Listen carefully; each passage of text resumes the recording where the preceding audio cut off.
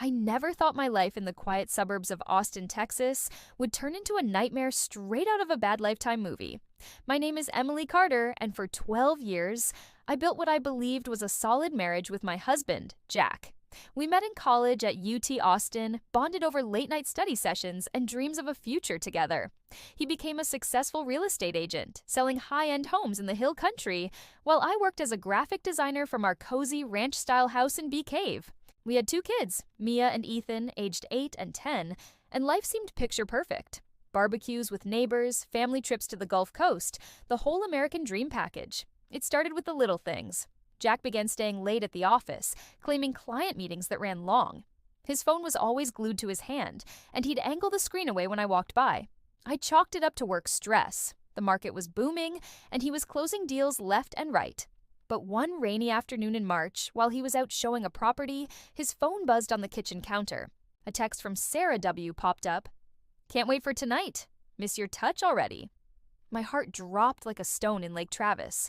Sarah Wilkins was our neighbor, a single mom who'd moved in next door 2 years ago after her divorce. We'd become close. Playdates for the kids, wine nights on her porch while we vented about life. She knew all my secrets, or so I thought. I unlocked Jack's phone with the passcode he'd never bothered to change, our wedding anniversary, and scrolled through months of messages. Explicit photos, plans for secret getaways disguised as business trips, even discussions about how they'd handle me if I found out. They'd been sleeping together for over a year, right under my nose in our own community. The betrayal hit me like a freight train. I felt sick, furious, humiliated. How could he do this to our family? To me? I'd given up freelance gigs to raise the kids, supported his career through lean times, and Sarah, my supposed friend, had smiled in my face while stabbing me in the back. That night, when Jack came home smelling faintly of her perfume, I played dumb, smiled through dinner, tucked the kids in, and lay beside him pretending to sleep. Inside, a fire was building, one that wouldn't be quenched by tears or therapy sessions. I spent the next week gathering evidence, quietly. I hired a private investigator from downtown Austin, a grizzled ex-cop named Mike who specialized in infidelity cases. He tailed them to a motel off I-35, snapped photos of their cars in the parking lot, even got audio from a bug I planted in Jack's briefcase. Meanwhile, I dug into our finances. As a real estate agent, Jack had access to sensitive client info, and I discovered he'd been funneling money into a joint account with Sarah. Kickbacks from deals, skimmed commissions. It wasn't just cheating, it was fraud, potentially criminal. But revenge isn't about quick explosions. It's about calculated precision. I didn't confront them right away. Instead, I planned. First, I secured my own future. I consulted a divorce lawyer in Round Rock, one with a reputation for ruthless settlements. She helped me freeze our assets quietly, using evidence of his infidelity to strengthen my case for custody and alimony. Then, I reached out to Sarah's ex-husband, Tom, who lived in Houston.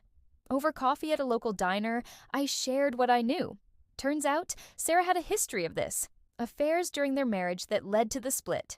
Tom was still bitter, paying child support while she lived off alimony. He agreed to help. The climax came at our neighborhood block party in May, the kind where everyone grills burgers and kids run wild with water guns. Jack and Sarah thought they were safe, flirting subtly across the yard. I waited until the crowd was buzzing, then accidentally connected my phone to the Bluetooth speaker meant for music. Instead, it played a montage I'd edited, their texts read aloud by a neutral voice app, interspersed with Mike's photos flashing on a projector screen I'd set up for family slideshows.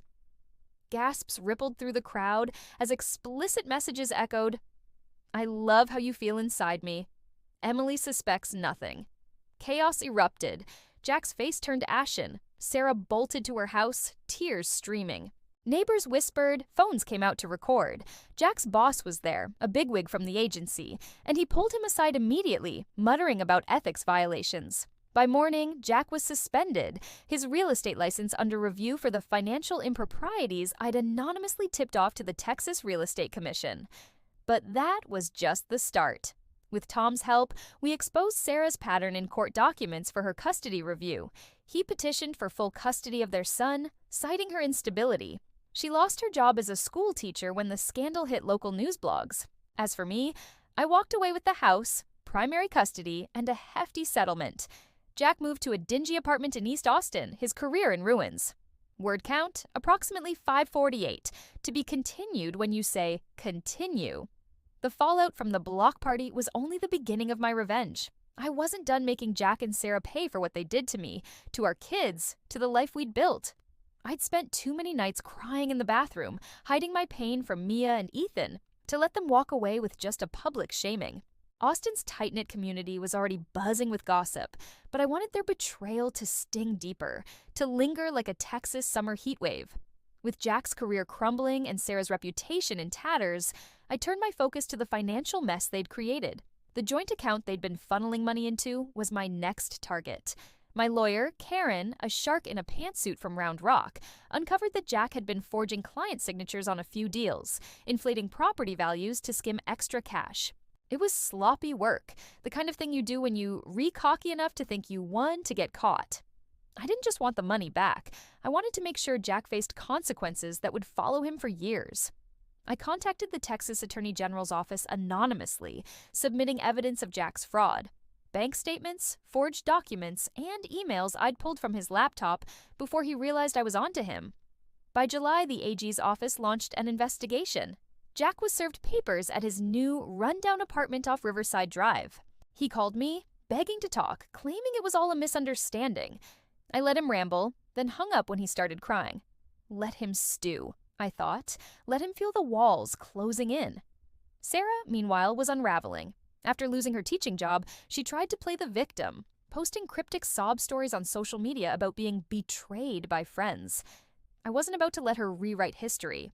I'd kept screenshots of every text she'd sent Jack, including ones where she mocked me as boring and clueless.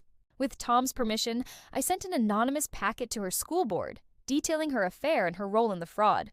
The board didn't reinstate her, but the packet made its way to her new employer, a tutoring center in Cedar Park. She was let go within a week. The kids were my anchor through it all. Mia asked why Daddy wasn't home anymore, and Ethan stopped talking about his soccer games, sensing the tension. I enrolled them in therapy at a clinic in Westlake, using Jack's alimony payments to cover it. I told them their dad loved them, but had made mistakes, keeping it vague to protect their hearts. At night, I'd sit on our porch, sipping bourbon, planning my final move. That move came in September, at a real estate gala in downtown Austin, the kind of event Jack used to live for. Black ties, big deals, and bigger egos. He'd been invited before the scandal broke, and somehow he showed up, probably hoping to network his way back into the game. I'd anticipated this. With Karen's help, I'd tipped off a local journalist, a friend from my college days at the Austin American-Statesman. She was there, recorder in hand, when Jack tried to schmooze a developer. She asked him point blank about the AG investigation and the fraud allegations. The room went quiet as he stammered, then fled. The next day, a front-page story sealed his fate. No one in Austin's real estate world would touch him now. Sarah moved to Dallas a month later, her son in Tom's custody. I heard she was working odd jobs, her dreams of a cushy life with Jack gone. As for me, I sold the house in Bee Cave for a tidy profit, moved the kids and myself to a modern condo in Zilker, and started my own graphic design firm. The pain of their betrayal still lingers, like a bruise that fades but never fully heals. But every time I look at Mia and Ethan laughing in our new home, or when I sign a new client, I feel the weight of my revenge. I didn't just survive their cheating, I rebuilt stronger, on my terms.